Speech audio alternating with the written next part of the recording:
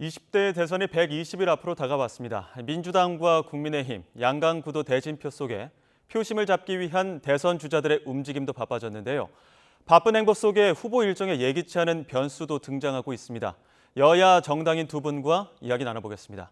더불어민주당 전 이재명 경선 캠프 대변인 현근택 변호사, 그리고 국민의힘 윤석열 캠프 공보특보 김용남 전 의원 나오셨습니다. 어서 오십시오. 네, 안녕하세요. 자, 첫 번째 키워드부터 짚어보도록 하겠습니다. 네, 전세 역전과 컨벤션 효과라는 첫 번째 키워드인데요. 최근 나온 여론조사 결과를 먼저 이야기를 해봐야 될 것 같습니다. 윤석열 후보의 상승세가 두드러진 편이죠. 네. 국민의힘 경선이 끝나면서 이제 국민의힘 후보는 윤석열 후보로 결정이 됐습니다. 그래서 각종 여론조사에서 이제 홍준표 후보나 다른 유승민, 원희룡 후보와 나눠갔던 여론조사 지지율이 대부분 이제 홍준표 후보를 포함해서 윤석열 후보에게 집중되는 현상이 나타나고 있죠. 그래서 그걸 뭐 일명 컨벤션 효과라고 볼 수도 있고 후보 확정 효과라고 부를 수도 있을 것 같습니다. 컨벤션 효과에 더해서 후보 확정 효과 이런 말씀해 주셨는데 이재명 후보의 경우에는 이제 경선 끝나고 나서 지지율이 조금 빠지다 보니까 역벤션 이야기도 나왔습니다. 네네. 윤석열 후보의 컨벤션 효과는 어떻게 보셨습니까? 일단 컨벤션 효과는 맞는 것 같습니다. 지금 지지율상으로 나타나고 있고요. 아마 근데 이제 그런 부분도 있는 것 같습니다. 폄훼하려는 건 아닌데, 그러니까 국민의힘 같은 경우는 여론조사로 선출을 했잖아요. 그러다 보니까 이제 여론조사 응답이라든지 그것도 영향을 좀 미치는 것 같고, 지금 말씀하신 것처럼 다른 후보들 지지하던 분들도 이제 지지하는 것 같고, 어쨌든 경선 과정이 바로 그 자리에서 다 승복했거든요. 민주당 같은 경우는 조금 시간이 걸렸고, 뭐 지금 뭐 재판한다는 분들도 있고 이래서 그런 부분도 좀 영향을 미치고 있지 않나 이렇게 보고 있습니다. 그 여론조사 말씀하셨으니까 이 조사 방식에서도 좀 눈에 띄는 결과가 있었습니다. 전화 면접이죠. 일반적으로 사람이 전화를 해서 조사라는 방식에서는 이재명 후보가 그러니까 경선 확정이 되기 전에는 우세한 편이었는데, 그리고 또 ARS 조사, 이렇게 기계음으로 들리는 건 윤석열 후보가 유리했습니다. 근데 이번 국민의힘 경선 이후에는 이 전화 면접 그리고 ARS 모두 윤석열 후보가 조금 우위에 있는 결과가 나왔거든요. 이 부분도 좀 눈에 띄는데 어떻게 보셨습니까? 뭐 간단하게 말씀드리면 지지율의 상승세가 있는 것이죠. 그러니까 물론 이제 방금 말씀하신 대로 전화 면접원이 직접 전화를 거는 경우에는 이게 야당의 마이너스 효과인데요. 야당 지지자들이 사람에게 야당을 지지한다고 선뜻 대답 못하는 그런 효과 때문에 일반적으로는 여당의 이재명 후보가 전화 면접원 조사에서는 조금 유리하고 기계음을 상대로 하는 ARS 그 조사에서는 윤석열 후보가 유리하게 나왔는데 지지율이 상승하면서 뭐 조사 방식과 상관없이 윤석열 후보가 앞서는 대부분의 여론조사 결과가 나오고 있습니다. 지금 어찌됐든 두 가지 조사 방식에서 그렇게 나왔기 때문에 민주당 입장에서는 이러한 컨벤션 효과이긴 하겠지만 그 격차를 줄이기 위한 전략도 필요할 것 같은데 어떻습니까? 뭐 정당 여론조사 지지율이라는 거는요, 뭐 사실은 뭐 굉장히 다양하게 변합니다. 이거 한 달 내도 변할 수 있는 거고, 홍준표 후보가 어제 얘기한 것처럼 뭐 이해창 후보는 50%, 김대중 후보는 14%이다가 그것도 뒤집어졌거든요. 그렇죠. 그러니까 대선에 지금 한 4달 정도 남았잖아요. 이제는 뭐 여론조사는 뭐 점점 수백 번 바뀔 수 있다 보기 때문에 일일비할 필요는 없지만 어쨌든 추세, 말씀하신 것처럼 정당 지지율, 특히 아마 이제 정권 교체 비율이 굉장히 높은 게 부담이 있죠. 그다음에 그걸로 이제 정당 지지율로 귀결되고 그다음에 이제 결국은 이제 후보 지지율로 연결되고 있기 때문에 그 부분을 저는 뭐 고민하고 있고, 저희들도 그 부분을 어떻게 식으로인지 안에 이거를 사실 지지율이 고착되면 안 되거든요. 어느 정도 이걸 극복해야 되기 때문에 그 부분을 고민하고 있습니다. 지금 뭐 지지율 상승세의 어떤 변수라고 해야 될까요? 홍준표 의원을 지지했던 2030 세대 표심이 어디로 향할 것인가 이런 관심들도 많은데, 김재원 최고위원 그 4일간 40명 탈당을 언급을 했었는데 이준석 대표는 말이 달랐습니다. 먼저 듣고 이야기 이어가도록 하겠습니다. 수도권 통계는 1,800명 정도로 보시면 되고 어제까지가요? 예. 전국 통계를 뽑아보면 이제 좀 더 숫자가 늘어날 수 있겠습니다. 그 부분은 지금 말씀하시기 곤란하신 거죠? 전국적인. 저는 알고 있는데 뭐 언론이 계속 물어보고 있는데 그거 확인해줄 건 당대표가 뭐 자해하자는 것도 아니고 뭐 자해하자 이런 이야기까지 나왔기 때문에 일단 뼈아픈 것만큼은 확실한 것 같습니다. 국민의힘 입장에서는 이 젊은층 이탈에 대해서 어떻게 보고 계십니까? 원래 당내 경선이 끝나면 좀 탈당하는 예가 왕왕 있었습니다. 항상 사실은 그랬습니다. 그 폭의 문제죠. 근데 이번에 그 투표권을 행사한 책임당원이 약 57만 명 정도 됐습니다. 그 중에 몇 명 정도의 탈당이 이루어졌냐? 뭐 이준석 대표는 1,800명 수도권에서 이야기를 하는데 수도권의 책임당원만 해도 대략 20만 명 정도 되거든요. 그래서 국회의원 선거구에서 당내 경선을 해도 경선 끝나면 탈당하는 게 항상 어느 정도는 있어 왔기 때문에 뭐 대규모 탈당 러시라고까지 얘기하기는 좀 어려울 것 같고요. 다만 그 탈당하는 당원들 중에 2030 당원들이 조금 비율상 높은 거는 사실인 것 같습니다. 이 부분은 앞으로 해결해야 될 문제죠. 사실은 청년층의 지지율 확보가 뭐 상대 그 당도 마찬가지겠습니다만 국민의힘 윤석열 후보도 가장 시급한 문제로 생각하고 있습니다. 예, 보통 컨벤션 효과만큼이나 어찌됐든 탈당하는 비율도 좀 늘긴 하겠지만 또 그 와중에 세대라는 특징은 있다는 말씀을 해주셨는데요. 민주당 입장에서도 청년층 표심 잡는 것은 이번 대선 전국에서 관건이지 않겠습니까? 굉장히 중요하죠. 왜 그러냐면 이제 60대, 70대 같은 경우는 거의 투표를 많이 하고 거의 정해져 있습니다. 근데 이제 20대, 30대 같은 경우에는 본인이 마음에 드는 후보가 있으면 가서 투표를 하지만 또 투표를 안 할 수도 있어요. 그러니까 변수가 되는 것이죠. 투표하는 사람이한테 플러스 알파가 될 수 있는 그만큼 중요하죠. 근데 이제 국민의힘 일부, 뭐 전부는 아닙니다만 일부에서 보면 이 사람들이 원래 뭐 위장 당원이다.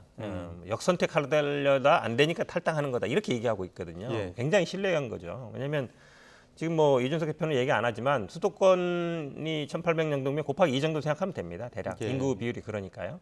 뭐 정확한 건 아니지만. 근데 경선 끝났다고 바로 탈당하거나 뭐 이런 거는 흔치는 않은 일이에요. 그러면 제가 보기에 달래겠다. 아니 그분들의 요구를 듣겠다. 이렇게 나와야 되는데 한마디로 뭐 얼마 안 되니까 무시하겠다. 이건 제가 보기에 안 좋은 메시지예요. 더 화를 북돋우는 거거든요. 그러니까 김종인 비대위원장도 보니까 뭐 영향 없다. 선거 영향 없다. 이렇게 나오는 거는 제가 보기엔 아닌 것 같아요. 왜냐하면 이분들이 원래 뭐 정치에 관심 있던 분도 아니고 어찌 보면 먹고 살기 바쁜데 자진 입당해가지고 당비 내고 선거운동 했던 분들이거든요. 제가 보기에 뭐 인위적으로 위장 가입한 사람이 몇 명이나 되겠어요. 바쁜데 청년들이 특히. 그러면 이런 분들을 좀 달래주고 어쨌든 이분들과 같이 가겠다. 이렇게 가야지 뭐 원래 우리 당 아닌 사람들이니까 가도 된다. 이거는 제가 보기엔 아닌 것 같아요. 그런 의견들에 대해서 이준석 대표도 오늘 아침도 그렇고 진화에 나섰던 것 같은데요. 그렇죠. 아무래도 탈당이 없고 오히려 당원이 더 늘어나면 가장 좋은 상황이겠죠. 하지만 이게 일종의 경쟁을 심하게 하다 보면 지지층도 후보자하고 진짜 같은 마음이 돼서 이렇게 응원하고 자기가 지지하는 후보의 승리를 바라거든요. 근데 그 결과가 안 나왔을 때 실망감의 표시로서 탈당계를 제출하거나 뭐 아니면 탈당하겠다고 이렇게 이야기는 뭐 항상 나왔던 것입니다. 사실은. 근데 아무래도 폭을 최소화하는 게 제일 좋겠죠. 지금 뭐 홍준표 의원에 대한 젊은 층의 지지도가 어느 정도 유의미하게 있었기 때문에 이 표를 어디서 가져갈 것이냐 이런 관심들이 높은 것 같은데요. 어제 나온 여론조사 결과가 있습니다. 하나 보고 이야기 나눠보겠습니다. 지금 홍준표 의원의 지지층이 어디로 이동할 것이냐라는 질문에 윤석열 후보가 38.1%가 윤석열 후보 쪽으로 갔고요. 또 눈에 띄는 게 이재명 후보 쪽으로 30.5%가 이동을 했습니다. 그리고 또 연령대별로도 20대 지지 추이가 나와 있는데 사자 가상 대결을 했을 때 20대 지지 추이가 21.7% 이재명 후보 그리고 윤석열 후보가 20.1% 이렇게 나와 있습니다. 20대 움직임을 분석해 보면 뭐 이재명, 윤석열 후보 모두 상승하긴 했지만 이재명 후보의 상승폭이 조금 큰 편입니다. 이 부분이 오히려 컨벤션 효과에서 이재명 후보가 반사이익을 얻은 것 아니냐 이런 분석들도 나오는데요. 그렇죠. 왜냐하면 이게 중요한 부분이 지금 이준석 대표는 2030이 절대로 민주당 갈 일 없다 얘기하는데 그거는 착각이에요. 그러니까 본인이 물론 그 2030 남성들의 이해를 대변하고 오면서 당대표 나올 때도 보면 여가부 폐지 아니면 할당제 폐지 이런 걸 들고 나왔었거든요.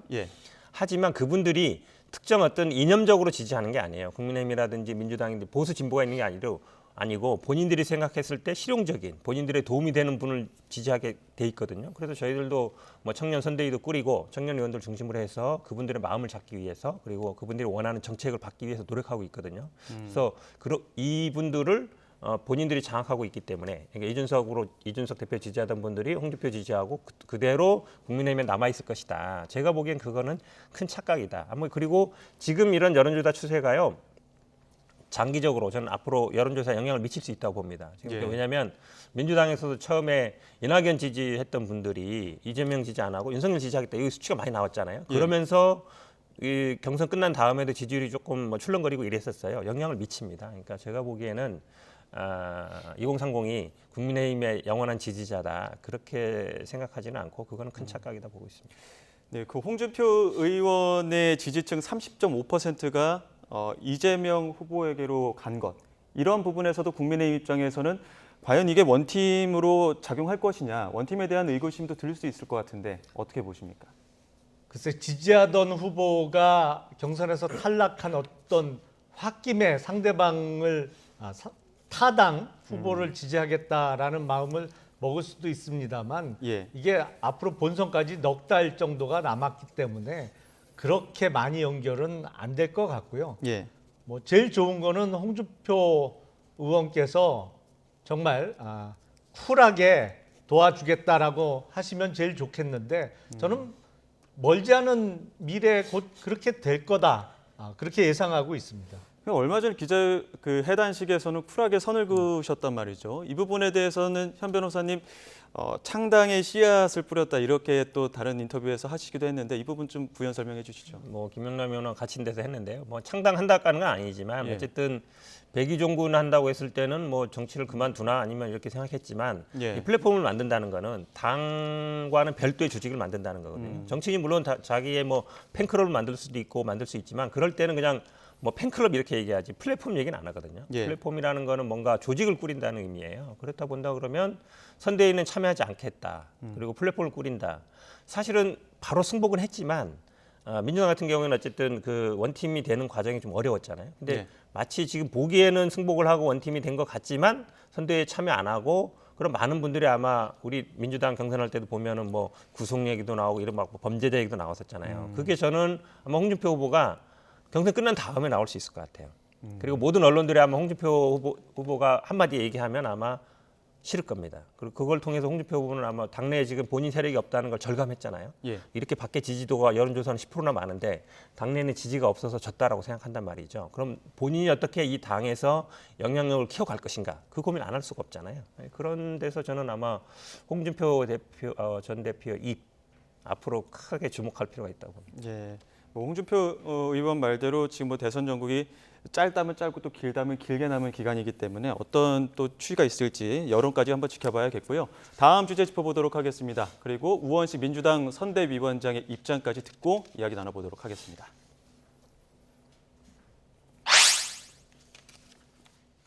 쌍특검과 특검으로 가자고 하는 것에 반대하는 이유는 예. 이제 윤석열 후보가 다 본인 문제까지 다 특검하자는 거 아니에요? 예. 근데 이제 그 본인 문제는 지금 공수처에서 아주 열심히 수사를 하고 있는데 지금부터 시작하면 내년이나 들어가서 특검 임명을 하고 또 그 조사 기간이 있으니까 대통령 선거 그냥 넘어갑니다. 예. 그런 점에서 본인 수사를 피하려고 하는 거 아니냐. 네, 윤석열 후보가 동시에 그러니까 대장동 그리고 고발 사주를 동시 특검을 언급하자 지금 민주당 쪽에서 입장을 내놓은 건데 안철수 후보 같은 경우에도 쌍특검을 언급을 했습니다. 이 부분 어떻게 보십니까? 사실은 우원식 의원께서 표현은 좀 그렇습니다만 말장난을 하신 거죠. 여기서 대장동과 소위 고발사주 모두 특검하자는 것은 민주당에서 하도 대장동 특검을 못하겠다고 하니까 그러면 윤석열 후보에 대해서 상하고 있는 혐의 이것도 특검하자 이런 취지에서 이제 쌍특검 얘기가 나온 건데요. 우원식 의원의 논리대로라면 그러면 대장동 특검이라도 받아야죠 민주당에서. 대장동 특검은 하도 안 받아서 한 얘기인데 저렇게 좀 말을 갖고 장난을 친 건데 옳지 않은 태도라고 보입니다. 그리고 네. 저 언급 속에는 사실은 그런 의도도 숨어 있는 것 같아요. 지금 공수처가 사실은 법과 절차를 무시해가면서 윤석열 후보에 대해서 무리한 수사를 하고 있는데 이게 특검으로 넘어가면 민주당의 의도대로 수사가 안 이루어지는 것이 아니냐라는 좀 걱정도 섞여 있는 것 같습니다. 현 변호사께서는 어떻게 보십니까? 이 쌍특검의 가능성에 대해서? 제가 보기엔 이 균형이 안 맞아요. 근수가 안 맞아요. 한마디로 얘기를 해요. 예. 왜 그러냐면 지금 고발 사전 보시겠지만 다 검사입니다. 윤석열, 한동훈, 권순정, 손준성, 김웅 다 검사 출신이거든요. 예. 김웅 의원, 권순정 의원, 손순정 검사가 철벽 막 하고 있어요. 다 모르쇠로 기억 안 난다. 뻔한 것도 기억 안 난다 하고 있거든요. 예. 대장동 같은 경우에는 지금 서로 폭로전하고 있습니다. 자기 살겠다고.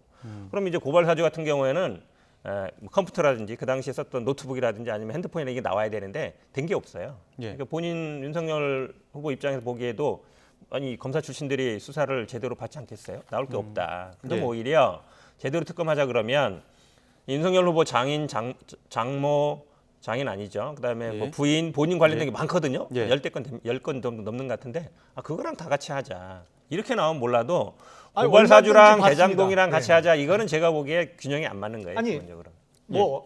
윤석열 후보 지금 한 10건쯤 된다고 해요. 수사가 진행 중인 사건이. 그 10건 모두 특검 대상으로 하자는 거에 동의합니다. 그거하고 대장동 특검을 동시에 하자는 거. 결코 그 회피하려는 부분은 의도는 지금 전혀 개인적으로 없습니다. 말씀하시는데요. 정치적으로 판단할 부분이지만 예. 그러니까 고발 사주랑 쌍특검 저 말씀드리는 거예요. 기본적으로 균형이 안 맞다라고 말씀드리는 거예요. 예, 여기까지 듣고요. 대선 주자 움직임만큼이나 이제 배우자 동향도 관심이 많기 때문에 이 부분도 이야기를 나눠봐야 될 것 같습니다. 가장 먼저 오늘 이재명 후보 모든 일정을 취소하고 지금 부인 김혜경 씨 그 병 간호를 하고 있는데 괜찮으신 겁니까? 뭐 저도 자세한 얘기는 듣지 못했는데 집에서 아마 새벽에 그랬다는 거 보니까 뭐 예. 크게 다치지는 않았을 것 같고요. 지금 일각에서 나오는 것처럼 뭐 선거 운동 과정에 과로나 스트레스 때문에 그건 아닌 것 같고요. 그건 아닌 게 명백하고 그래도 어쨌든 오늘 일정이 있었는데 뭐 좀 그래도 몸이 불편하니까 옆에 좀 지켜주겠다 이런 것 같습니다. 예. 그렇다면 지금 그 김건희 씨의 등판 가능성, 등판 시기에 대한 지금 관심들도 많이 나오고 있거든요. 이 부분에서는 어떻게 보십니까? 당내 경선이 끝나고 본 후보가 됐으니까 후보의 배우자로서 선거에 전혀 등장하지 않을 수는 없죠. 그래서 준비를 하고 있고 적절한 시기와 장소에서 배우자도 선거에 도움을 주기 위해서 나설 것으로 지금 알고 있습니다. 지금 준비 중입니다. 예.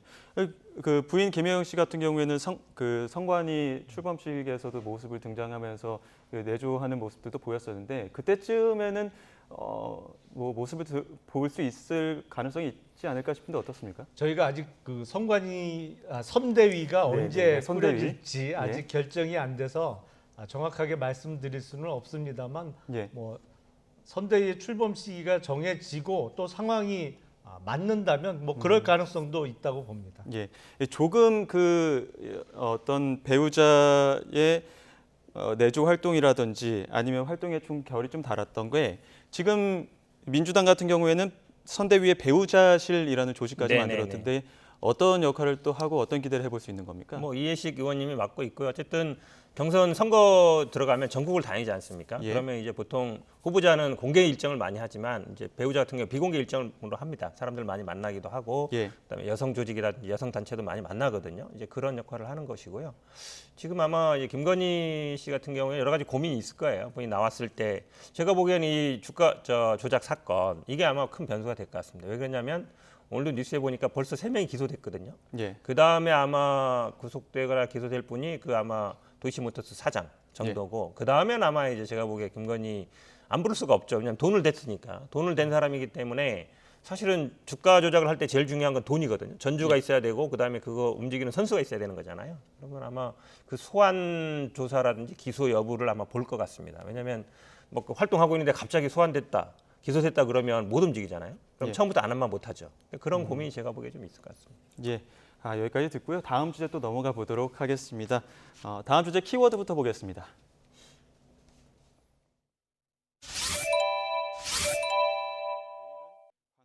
광주라는 키워드입니다. 윤석열 후보가 오늘 4.19 혁명 기념탑을 참배를 했고 그리고 내일 광주 방문 일정이 있는데 일정만 봤을 때는 어떤 후보자의 의도랄까요? 어떤 일정의 메시지가 있을 것 같습니다. 어떻습니까? 우선은 그 대통령 선거에 제1야당 후보로 결정이 됐기 때문에 사실은 전국 어디나 선거운동을 위해서는 가야 되는 것이죠. 그리고 뭐 얼마 전에 소위 얘기하는 뭐 전두환 옹호 발언이라고 합니다만 사실은 적재적소에 능력 있는 사람을 잘 써야 된다는 얘기를 하다가 격가지처럼 붙은 얘기가 논란이 됐습니다. 그 발언에 대한 해명도 드릴 겸 해서 광주를 내일 찾고 모레는 또 봉하마을까지 들러서 이렇게 올라올 예정입니다. 예, 뭐 현지에서 일부 또 방문을 반대하는 일부 여론도 또 있다고 하는데 지금 현장 방문 일정이나 여론들에 대해서는 어떻게 해석해 볼 수 있을까요? 저는 뭐 당연히 해야 될 일 하고 있다고 봅니다. 아마 4.19 기념탑 간 것도 헌정회라는 게 예전에 국회의원 했던 분들의 모임이잖아요. 예. 거기에서 조언 들었다는 거기 때문에 저는 뭐 광주 방문도 좀 늦은 감은 있죠. 경선 중에 가고 그 전에 좀 진솔한 사과를 해서 광주 분들이 그 정도면 됐다라고 해서 방문하는 게 중요한 것 같은데 어쨌든 가는 거는 뭐 저는 뭐 낫다고 보고 그리고 갔을 때 어떤 메시지를 내는 게 중요하거든요. 그래서 예. 저는 가서 오히려 좀 가기 전에 먼저 메시지를 내고 그 다음에 가는 게 조금 더 순서가 아닌가 이렇게 보고 있어서 오늘 저녁이든 아니면 뭐 메시지가 좀 나오는 게 낫다고 보고 있습니다. 일단 방문 전에 메시지를 먼저 내놓고 방문하는 것이 좀 더 효율적이다 이렇게 보셨는데 국민의힘 입장에서는 지금 앞서도 말씀하셨지만 선대위 구성이 좀 고민이긴 합니다. 과연 김종인 전 위원장의 원톱 선대위원장으로 구성이 될 것이냐, 뭐 윤석열 후보가 어떤 정치력을 발휘할 것이냐 이런 시험대일 가능성도 있다라는 일부 언론 보도도 나왔는데 어떻게 보십니까? 아직 그 결정된 바는 없는 것으로 알고 있습니다. 그래서 소통은 지금 김종인 전 비대위원장, 윤석열 후보 그리고 이준석 대표까지 해서 소통은 이루어지고 있는 것으로 알고 있고요. 예. 약간의 의견 조율은 남아 있는 상태. 그래서 최종적인 결론은 아직은 정해지지 않은 것 같습니다. 그러니까 약간의 그 의견 조율이라는 게 윤석열 후보는 현 캠프 체제 안에서 확대하는 것 그리고 김종인 전 위원장 같은 경우에는 아예 새롭게 구성하는 것을 말하고 있는데 어느 쪽으로 좀 기울 거라고 분석해 볼 수 있을까요? 캠프는 사실은 후보의 의사가 가장 중요하겠죠. 그리고 김종인 전 비대위원장께서 어떤 무슨 자리 사냥꾼? 예. 뭐 이런 표현을 쓰셨는데 그거에 대해서도 사실은 캠프에서 자원봉사 했던 많은 분들이 듣기 좋은 소리는 아니잖아요. 예. 그러다 보니까 김종인 전 비대위원장이 소위 얘기하는 완톱 선대위원장으로 왔을 때 캠프가 잘 운영되기를 바라면서 모시고 오는 건데 예. 기대만큼 효과를 발휘할 수 있을까? 뭐 다양한 의견이 나오고 있습니다. 민주당 입장에서는 어떻습니까? 김종인 선대위의 어떤 부담감이 크게 작용할 수 있을 거라고 보십니까?